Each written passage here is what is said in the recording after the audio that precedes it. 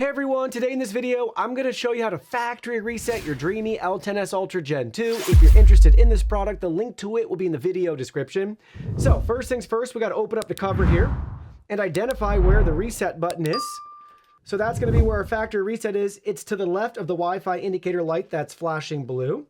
So for this reset to happen, we just got to press and hold down the reset button while the unit's powered on. Restoring to factory settings. We got the voice prompt. It's restoring to factory settings. So now we just wait for basically it to power cycle, but make sure it's on. You're going to press that button until you hear that voice prompt. Then you can let go. I can hear it internally working right now. The LiDAR is spinning. We have our music there. Lights are still off. LiDAR still spinning. Welcome to use Dream Robot.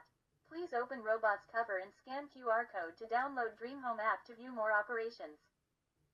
So there we have it. Now we have the startup audio and we have solid white lights. That's it. It has now been factory reset like it's brand new right out of the box and you're setting it up for the first time again.